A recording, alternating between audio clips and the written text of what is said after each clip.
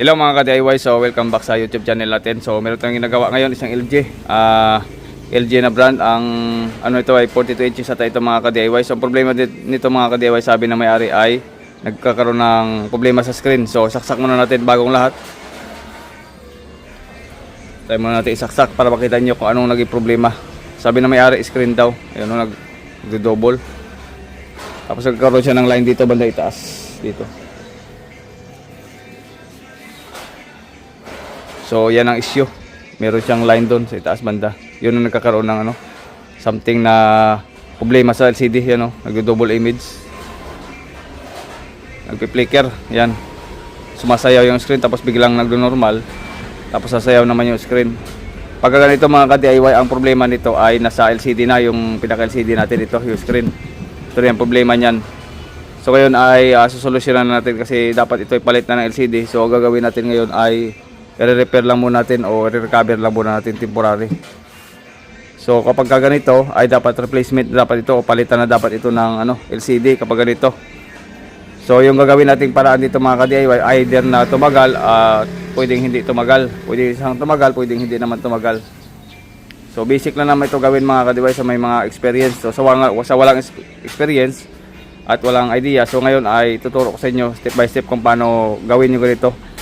Sa may mga alam na ang gagawin sa mga ganitong klase, pwede itong maging tape method, pwede itong maging disable ng swapping voltage, or pwede ito sa mga clock signal natin. Yan, nagkakaroon siya ng problema sa screen. Okay, so bunutin muna natin para malaman natin at maituro natin sa inyo. So hindi pa natin ito mabubuksan. Wala, Korean pala yung may-ari nito. Yan, bunutin na muna natin tapos buksan na lang natin ito.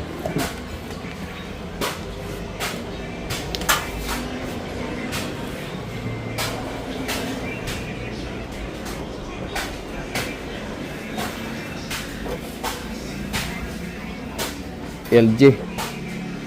Ito yung model Yan. Pinakpad yung model dito. May original to sticker pero bakit ito yung yung sticker nyo? Mode LG 32 43 pala. UG 6200. Yan, yung pinaka model nya. Okay, so buksan muna natin. Tara.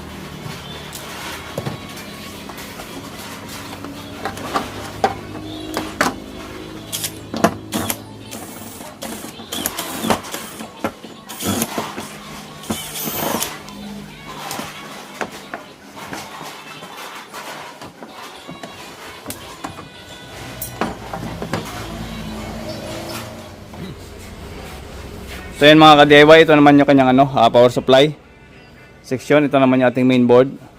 At naka dual flex na siya. Ito na. Dual flex. Ayan. So gagawin natin ngayon ay i-remove muna natin yung isa. Tingnan natin kung magno-normal siya, Kasi yung kabila nito, itong isang flex na to, ito yung sa kasi ang TV natin ay may dalawang LCD. Yung kanan at saka kaliwa na LCD. Kaya dalawa yung ganito. So yung mga TV natin ay dalawang screen yan. Yung left at saka right na screen. So kailangan pag hinang natin yung isa ay magdi-display ng tuluyan at saka hindi mag-flicker. Pag dito naman, pag ganun din, pag nag-flicker, ibig sabihin kung saan yung nakakabit. Kung saan ba, ito yung nakakabit, ito yung nakahang. So yung nakakabit natin ay normal at yung kabila naman nag-flicker, ibig sabihin ito yung may problema na side na LCD. Okay, so sampulan natin. So iangat muna natin itong pinaka-flex. Yan. Angat na natin dito. Tanggalin natin yung flex. Tapos testing natin. Yan. Saksak natin muna. Bali ito yung nakaangat, ito naman yung nakakabit yung sa kabila. Saksak natin. Tapos tingnan natin dito sa screen kung mag-flicker siya.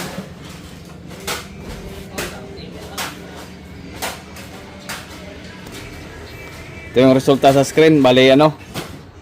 Yan. Okay, so doon tayo sa kabila maghang. So ulitin natin, bali ito yung nakaangat. Ito na ngayon yung nakakabit. May dumating kasi tayo ng bisita kanina, no? So hindi natin napatuloy. Kung napapansin natin, ayan. Pansin natin, no? Yan ang short, oh. LCD, oh. Yan. Yung linyang yan ang problema sa LCD. Yan. Dapat kapag kinabit natin yung isang ano, ito, isang flex mamaya, pag kinabit natin to, iangat natin to, dapat sa kabila niyan ay magdi-display na malinis dapat.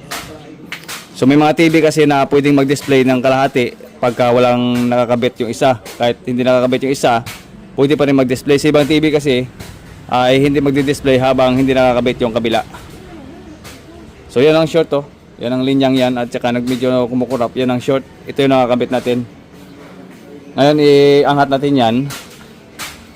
So bago natin iangat yan ay kailangan na i-unplug muna natin yung pinakasaksakan. Unplug natin. At ikabit natin ito isa. Iangat natin to. Ito naman yung ikabit natin. Tingnan natin kung anong LCD ang normal sa dalawa.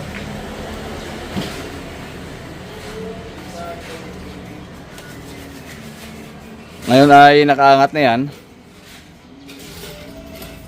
Yan, bali nakaangat na. Ito naman yung nakakabit. Kailangan ay tumino yung screen dyan. Pagka nag-flicker pa rin o nagkaroon pa rin ng guhit, ibig sabihin ay magkabila na yung may problema. Saksak natin. Yan. Pagkabilaan na yung problema, ibig sabihin ay 50-50 na sa repair yan. Dito sa kabila naman ay normal naman siya yun, no? Kung napapansin nyo ay black at saka white. So ito ay walang gaspang, hindi kagaya kanina, mayroong gumagalaw sa LCD. Ito naman ay walang gumagalaw sa pinaka-LCD. Ayan, oh, malinis, oh. Ibig sabihin, buhay ito at walang, hindi naapektuhan yung kabila. Yung kabila ilang yung naapektuhan. So ang gagawin natin ngayon, ibablock natin para mawala yung flicker. So ibig sabihin, ang LCD na ito yung nakahang, ito banda, ito yung may problema sa loob, no? Itong kabilang LCD natin ay kumpleto pa or buo pa. Yan, kung napapansin nyo ay wala siyang problema, walang flicker o walang mancha. Okay, so dito tayo. So bunutin muna natin to. Off muna natin. Kung napapansin nyo, dito yung may problema natin. So punta tayo dito sa pinakadulo nya. Ito yon.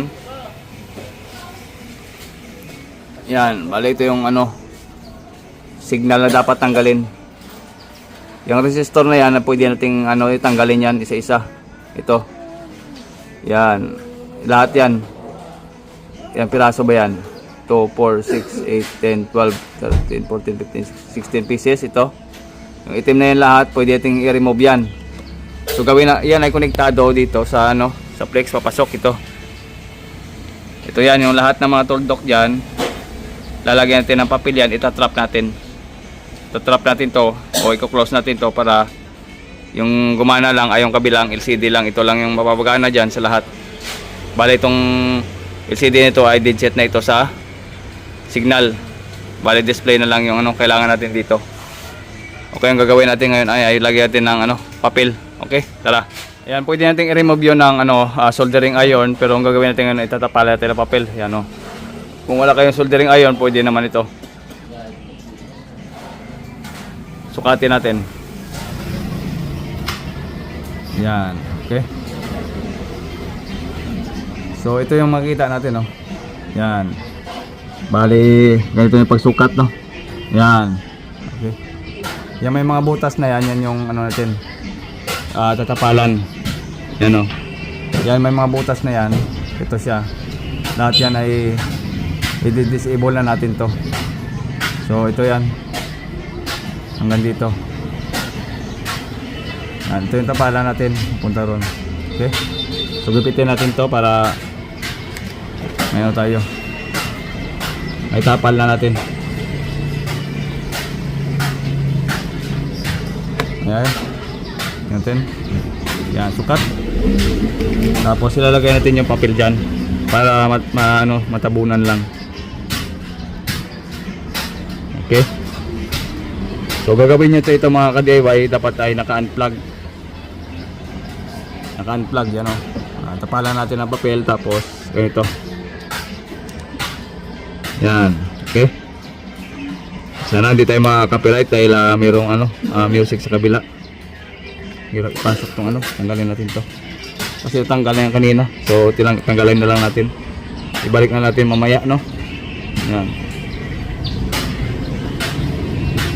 Yan, tapos pasok natin to para matapalan lang.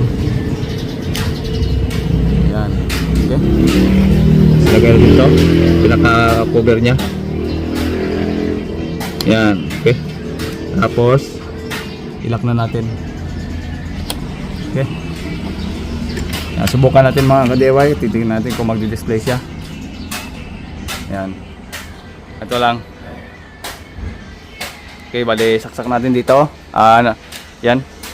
Saksak natin, subukan natin. Tingnan natin yung display niya kung ano ang resulta. Yan. Yan, oh.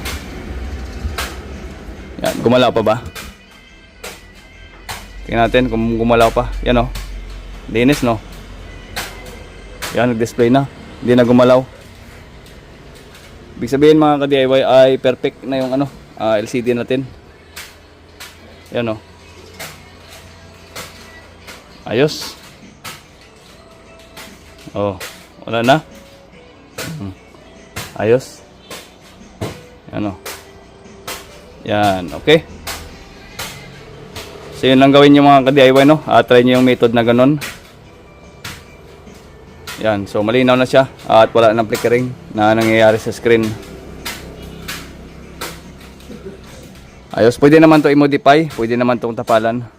Dalawang klase yung gagawin dito. Pero ang ginawa na natin ay tinapalan lang natin. Para ano lang naman to. Hindi naman minsan hindi tumatagal, minsan ay tumatagal naman yung repair. Kasi dapat ito ay palitin na ng LCD. So ginawa lang natin ng paraan para mapakinabangan lang ng ating customer, no. Yan. So hindi na ako magbibigay dito ng warranty, bali mababang singil lang yung gawin natin dito para kahit pa paano ay makatulong. Kasi wala tayo ditong guarantee talaga o garantiya na tatagal sa ganitong klase ng procedure. Kasi dapat ito ay papalitan na talaga ng LCD panel. Yan, so hindi na siya gumagalaw. At matino na, malinis na yung screen. Ayos. So takpan na lang natin ito mga ka-DIY, no. So hanggang dito lang ating video at sana nakatulong doon sa mga bago pa lang. Mag-subscribe na lang kayo at mag-like sa ating channel para magkaroon din kayo ng idea sa susunod nating video ay ma-notify din kayo sa ating mga bagong upload na mga video. So hanggang dito lamang mga ka-DIY at maraming salamat. This is JM Tutorial. Bye bye.